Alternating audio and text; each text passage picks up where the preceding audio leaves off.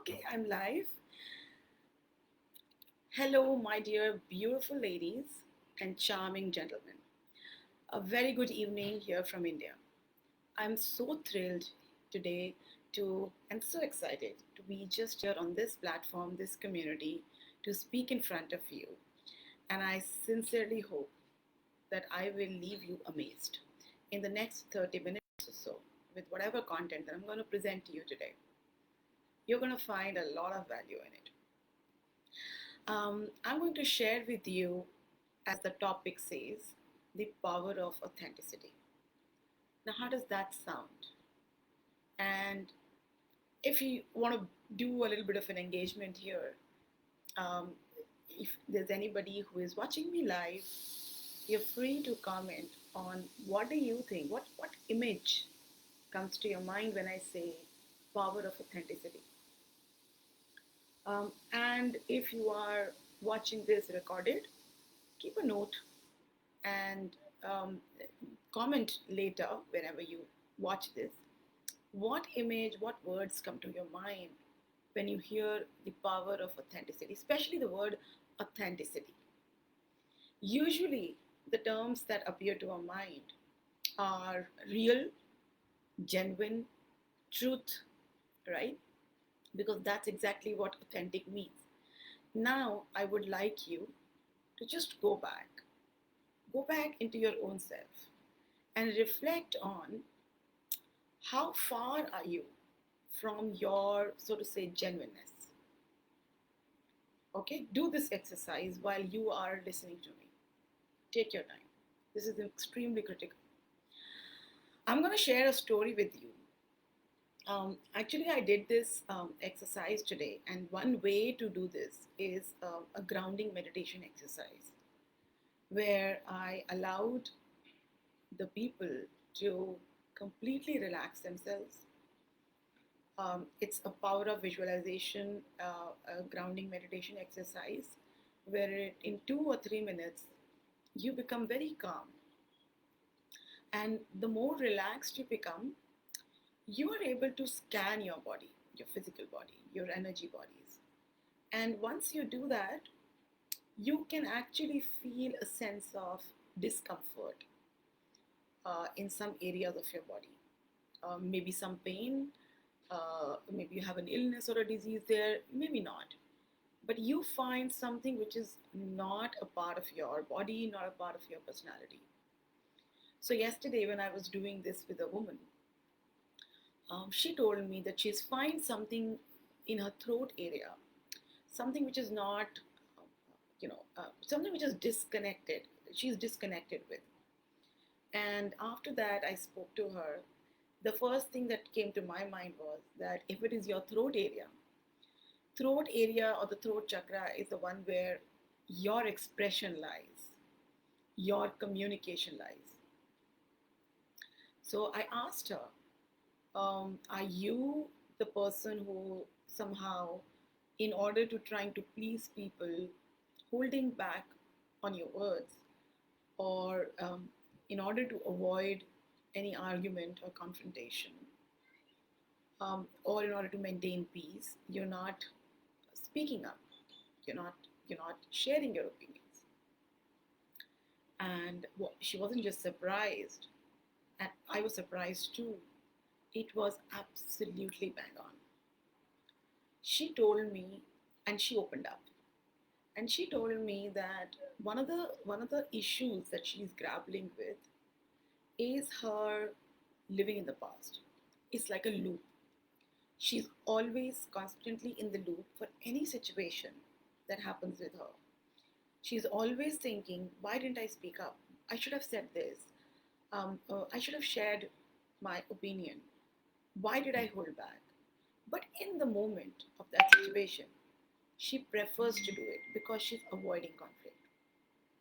She be it any, it could be her spouse, it could be any other family member, it could be someone in a work environment, but primarily she's avoiding conflict. She likes peace. And so, in order to avoid all of that, she's not speaking up and she's holding back all of those expressions. And this is what she felt as a troublesome area for her. And I'm sorry for that sound, for that noise of the phone that I can't get up and silent it. So I'm hoping somebody will come and pick it up, but I'm really sorry for that. I'll continue to go as per my design of the speech. Okay. So this is the story about this woman, and she was so glad that we talked, and I helped her release that emotion. But actually, more of that, more is all about becoming aware. I think that's number one issue each one of us have. So many of us, almost everybody of us, is facing some issue or the other. And a lot of times we are not understanding the root cause. Where is it coming from? So now something about me. My name is Pooja Chopra, and as I've already written in my introduction, I'm a mother, I'm a growth strategist.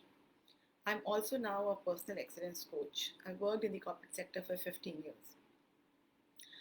But I am at a place which is, I call as not really a heaven, but a very, very comfortable space. And a very interesting phase of my life, and I can say that I'm so proud to be where I am because I have found out the authenticity in me. And not just found out, but also trying to express it in multiple ways. I'm at peace with myself. I'm so grateful to all the people that I've met, all the situations that I've experienced in my life. Because if none of that had happened, I would not have understood the true meaning of the authentic life or the true meaning of what life is all about. And I'm deeply connected with my spirit. I am absolutely clear about my roles in my life, in the outer world, be it the role of a mother, be it the role of a wife, or multiple roles that we play in our lives. In the work environment as a professional, also have absolute clarity about what my heart desires to feel truly alive, to be blessed, to be happy, joyful. And I think that has always made me anchored with my own true self. While I am at this beautiful space now, 5 years back, it was exactly the opposite situation. I was in constant chaos. Coming from a great educational pedigree, having a family of intellectuals, and being married to my soulmate love, I still had a lot of confusion and chaos in my life. So much so that I felt as if I'm not a part of this world. I am somewhat different. There's something wrong in me. So, what and at that point, I realized that I was going in a deep shit because constantly I was feeling stuck as if my wings were cut, as if I've been put up in a cage, and I felt stuck because whatever I was trying was not working in my favor. And I still remember when I'm speaking, I'm reliving some of the experiences. It was very hard, and then my life cornered me to a situation where I quit my job, and because I knew I wasn't ready to go into the corporate life again. However, I tried, but I just mentally, physically, psychologically was not ready for it. And I had EMIs to pay. I had a child to grow, but I just simply quit. And there was something that I kept on wondering. It is that, what am I going to do next? What am I going to do next? What comes next for me? And I didn't know. I had absolutely no answer for me. But that's also the time, at least a year I took in recovering. I spent a lot of time doing that I really wanted to do. So I watched the entire Game of Thrones series. I watched The Desperate Housewives. I still remember those two series that made my life, made my days, simply loved it. I enrolled for a painting classes because that's something that I had been planning to do for quite a long time. So I did everything that made me truly happy, things that I've been wanting to do for quite a long time, but just not getting time to do that. I also was in a reading spree. And one fine day, this particular book called Autobiography of a Yogi by Paramahansa Yogananda, which is a very, very worldly famous book. A lot of you may already be aware about it. It was a turning point in my life. It just changed the entire perspective for me about what life is. I've always been into spirituality, but this was the time which gave me some new meanings, some new definitions, and a new path. Since then, I've been a follower of his teachings, his lessons. I got much deeper into spirituality, and that's where I think I came back to myself. And since then, I've been running my own race at my own style and at my own pace. So I'm not comparing with anybody else, but wherever I am, I'm truly happy. And one of the things that I tell people now is how it is important for you to figure out who you truly are and what makes you happy. Somewhere during that journey, that during those 5 years of alchemical process, I gave away a lot. I shed all the fears, all the beliefs that I had, some of the values that were not working for me, the attitudes that I was carrying. And it was a 5 year journey for me. That it took that long for me, because I was in conflicting situations. I didn't run away, by the way, from any situation that I was in. However, I thought about it many times, but something inside me didn't allow me to take that step.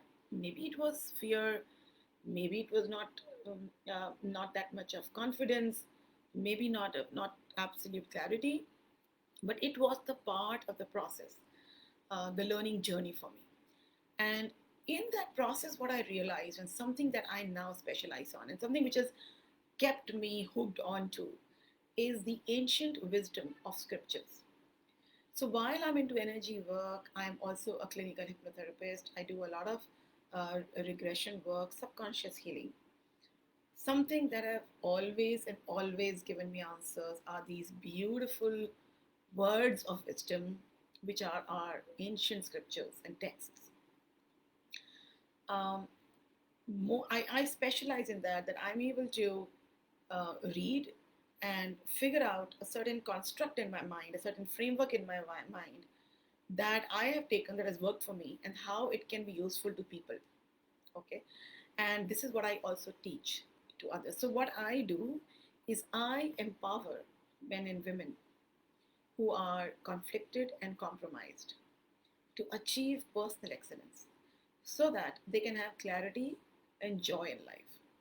Because what I truly believe is changing yourself is the critical step. All fingers point to you. We can't change situations, we can't change people. But if we stand up to look within, find out what is not working for us, look at it from an open mind and inquisitive mind, not a defensive mind, and try and understand what is it that is not working for me, right? Like the way I did the meditation exercise. What is it that is not resonating with me in my body?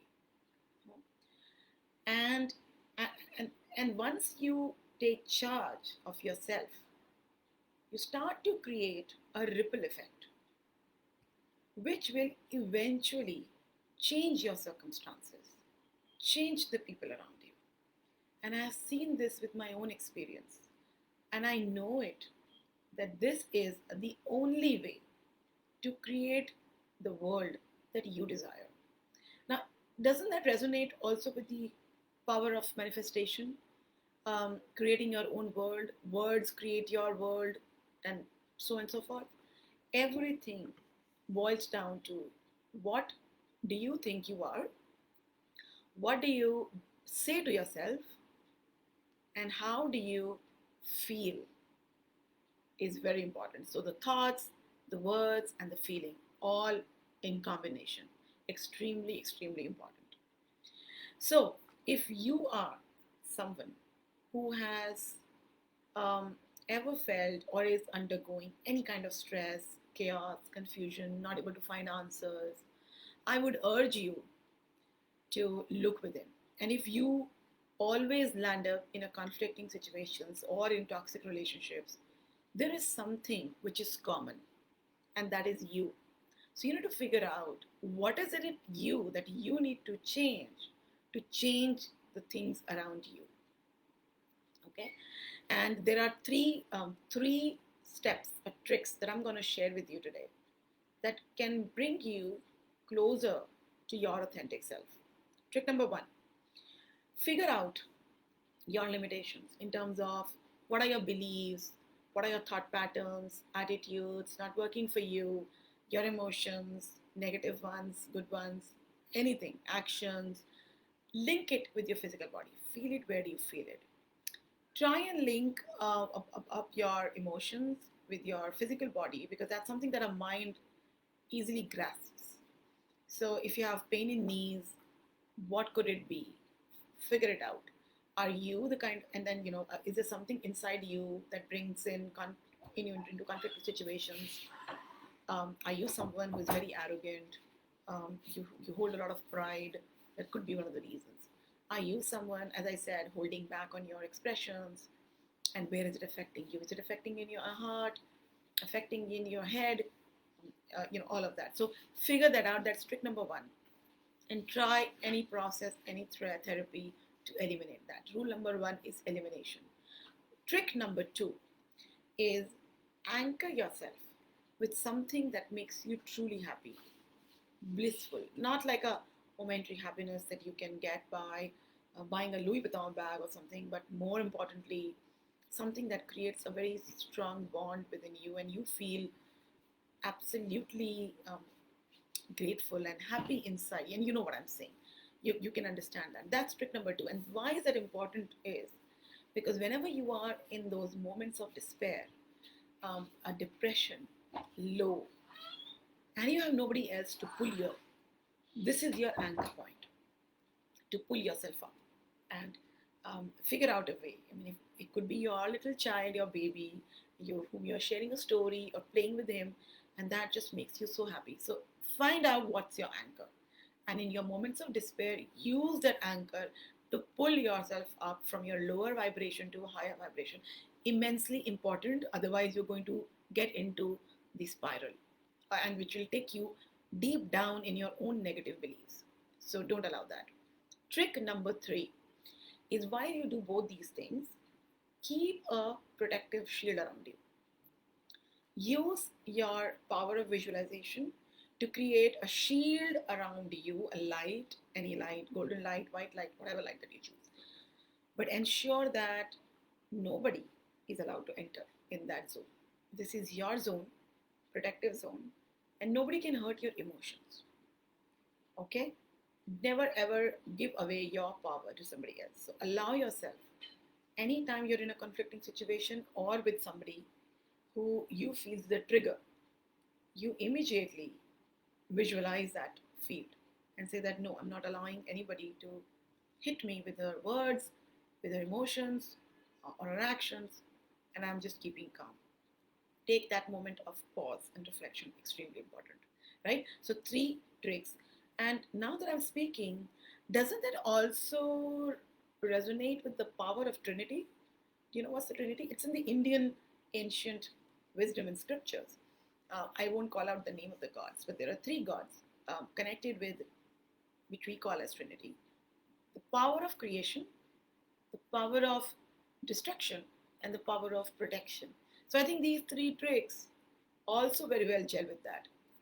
Trick number one is all about creating your reality, creating the moment of happiness for you, eliminating, destructing all your limiting beliefs, patterns, thoughts, and protect yourself all the time, right?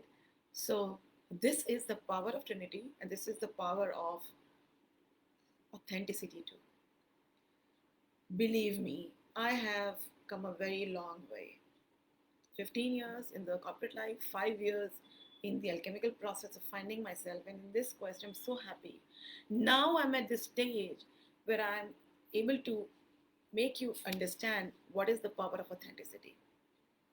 and how this power can be so uh, powerful for you to emerge and create your own life. First of all, be very happy and create your own life. Thank you so much.